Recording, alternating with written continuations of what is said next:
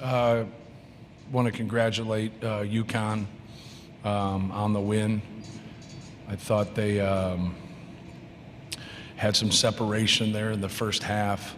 At the end, I thought we had a couple plays where they made some tough shots. We had some shots at the rim, and it just kind of pushed that lead to 6 right there.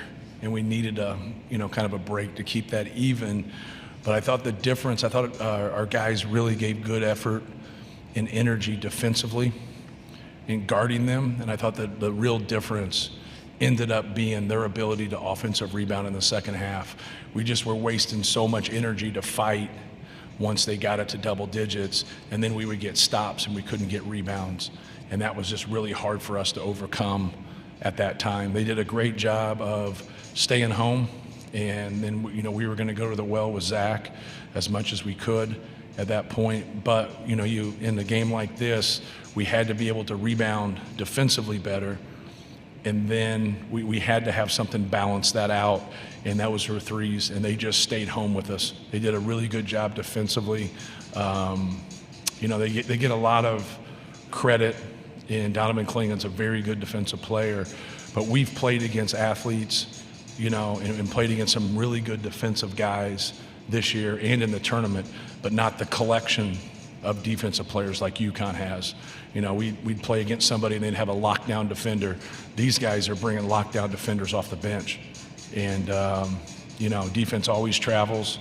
And, tip the hat to them. They were great. Danny's done a fabulous job. Obviously, they won back-to-back national championships.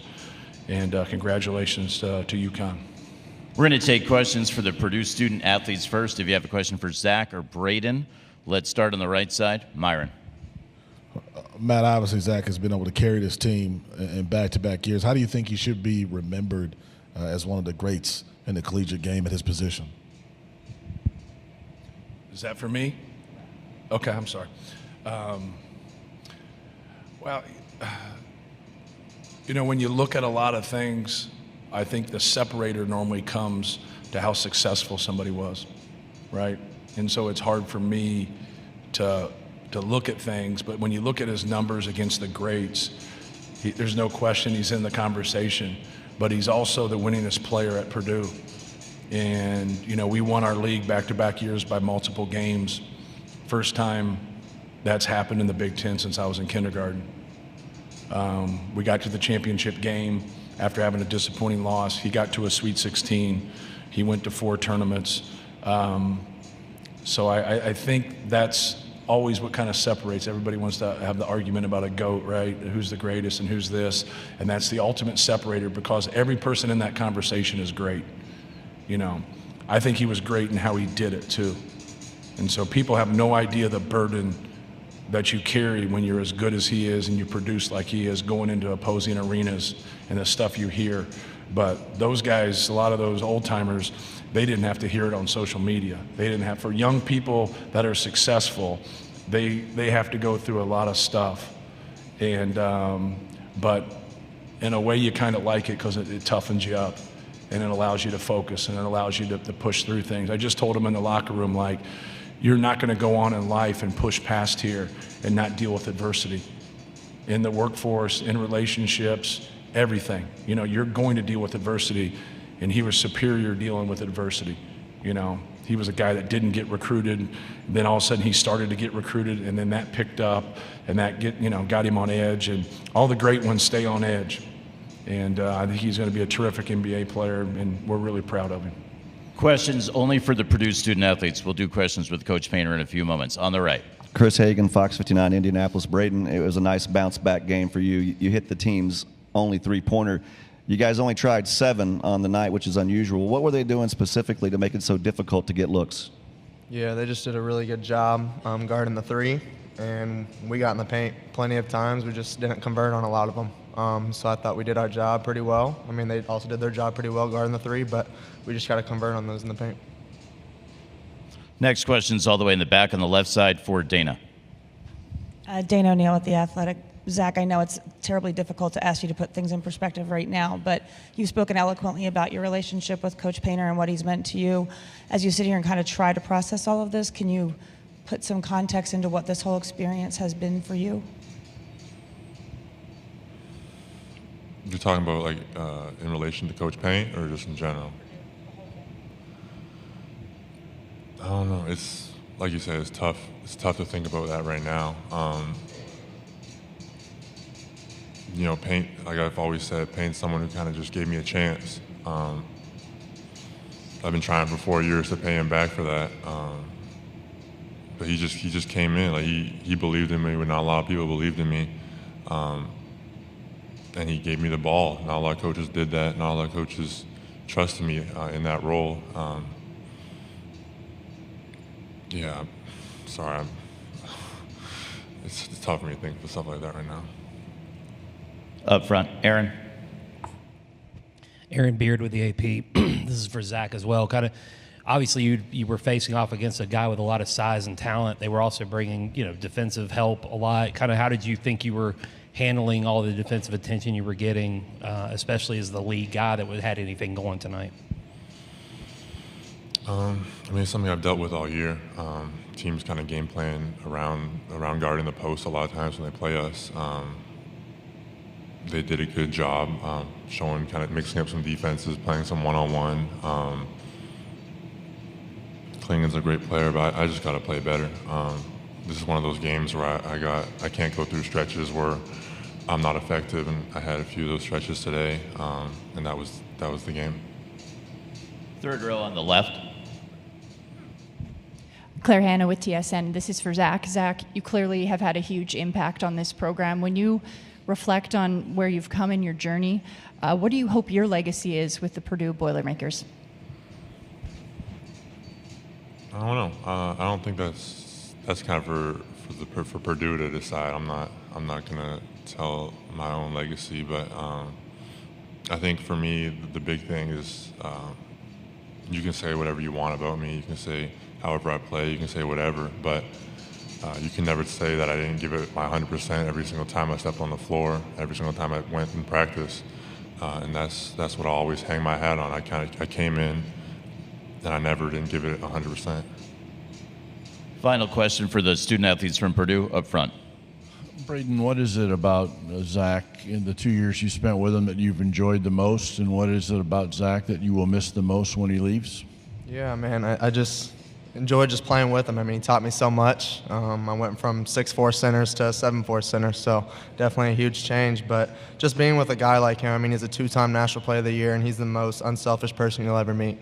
And like Coach Payne said, like, he gets more hate than anybody for no reason. Like for what? That he's just out there dominating everybody? Like, it's just stuff like that. I mean, he's just going out there just enjoying the game that he loves. I mean, he hasn't played it for long, and just to have somebody like that just wants to go out there and play because that's what he loves, and people want to give him crap for it. So just seeing that makes me kind of admire him a little bit more, because I realize, like, hey, you're the top of the game, and you're still getting hated on just because you love the game. And then when he's gone, just who he is as a person. I mean, he's just a great dude. Great dude. We want to congratulate Braden and Zach on a great season and the run to the title game. They're going to head back to the locker room now and join their teammates. The Purdue locker room should be open until about 9:21 p.m. Thanks, guys. If you have a question for Coach Painter, please raise your hand. We'll send a microphone stored in your direction. Let's start up front on the left. Michelle Gardner, Arizona Republic. Coach, can you talk about the three-point percentage? You guys came in one of the top teams in the country in that. You didn't even get off that many shots. So what were they doing to take that away? Yeah, they were just going to let us play one-on-one in the post. You see the 25 attempts that Zach had. And so, like, for us, we're just going to throw him the basketball and keep going and just be able to keep going to the well. You hope through the game and, like, what you do, like, that we could loosen that and get them. When you play in the NCAA tournament and you win 6 games, and they led for, I think, everything except 6 minutes now. I think it was like 4 minutes and 20 seconds or something. So just kind of think about that. You got to get them on their heels. And so for us to get them to change, we had to get the lead, get them on their heels, and then get, in that 10-minute mark and whatever. And we couldn't get there. We couldn't get rebounds. You can't go on runs if you can't get stops. And they're a great defensive team. And so they just made a decision, like, we can defend the perimeter and we can take this away from you, and then you're just going to get the ball to your best player, and then he's just going to be one-on-one, and then that's that. And they were going to live with that. So if we could have rebounded the basketball better, we could have got them to change and do that. But we weren't able to do that, and then they stayed in control of the game. So not everybody can do what they just did. You have to give credit to their defense and their coach and how they're wired. Staying up front, Dennis. Matt Dennis, CBS Sports. You touched on it about the burden he had to go through, all the crap for 4 years. Yeah. But there was another kind of burden, and during that, as well as getting better and carrying this team, I wonder if you could just expand on that. All of that he had to go through. Yeah. Well, it's also a backhanded compliment, right? The people like myself who average 4 points, no one really cares about you. Like, the fans don't pay attention to you. I always call it cartoon bad guy. You ever watch the cartoons and there's the bad guy that gets all the hate and everybody's coming at him. Like the best player in college basketball, the best player in your conference becomes cartoon bad guy. And so that's just, it's the way it is. But it's also a backhanded compliment. There's millions of basketball players out there that would love to carry that burden. Not everybody can do it. Very few get that. And, he's done it and he shows up. I'd always say when is he just going to have a bad game? Like, when is he just not going to show up? He always showed up. He always competed. He always played through physicality. He's a very unselfish player, and I think that's the piece of it. But it's hard,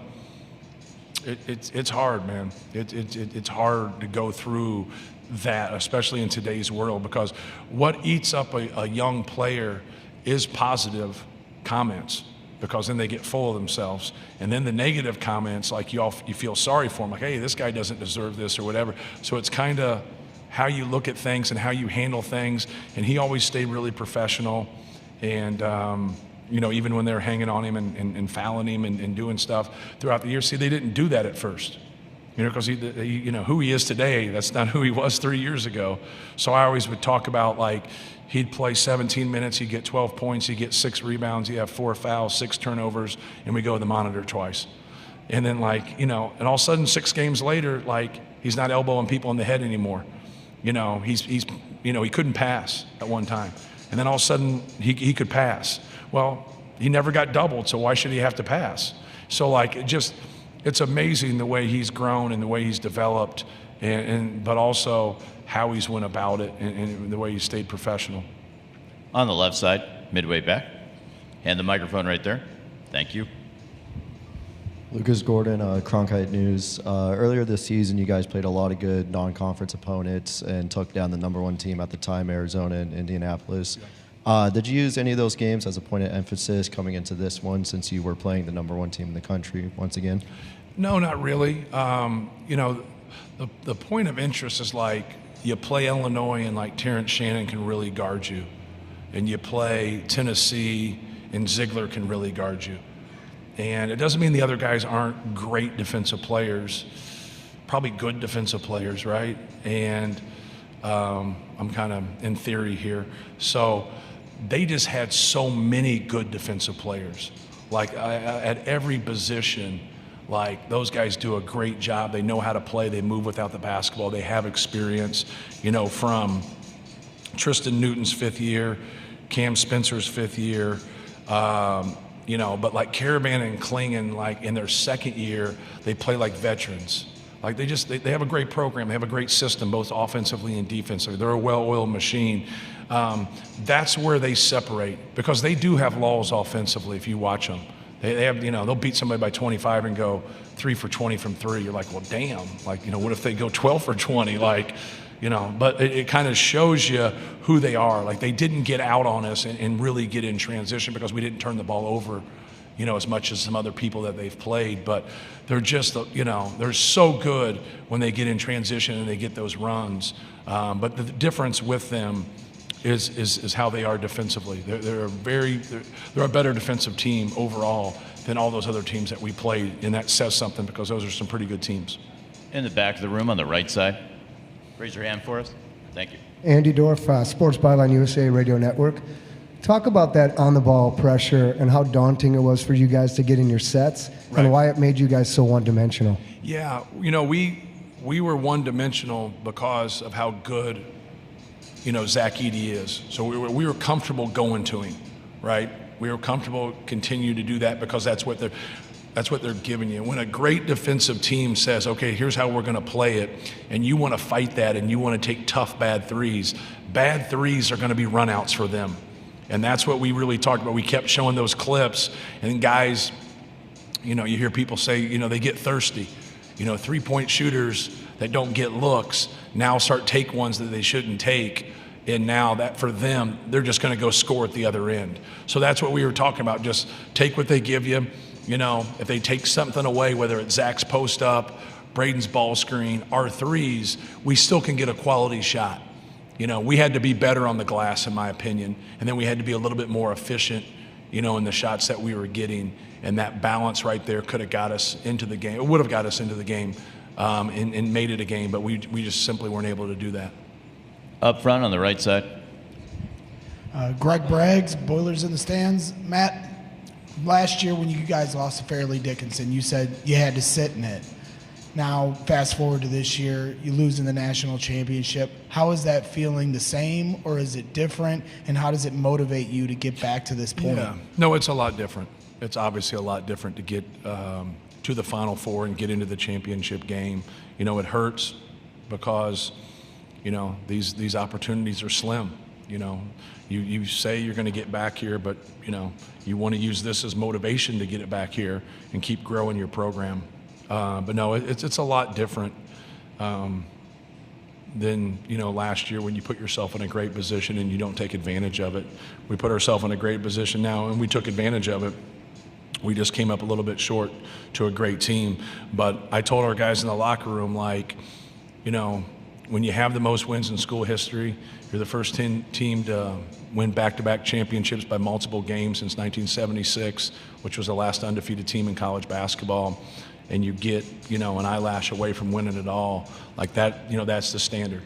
And so, now we're going to, just like any other year, we're going to take 2 to 3 weeks off, and then we're going to get back to work. And obviously it's not going to be a lot of work until, the summer in terms of from a team standpoint, but, those guys are going to be getting into the gym and fighting and competing, and we like our young guys that are coming in next year, so we're excited. We want to congratulate Coach Painter on his run to the championship game and thank him for spending all the time this week here in the main interview room. Thank you, Coach. Thank you.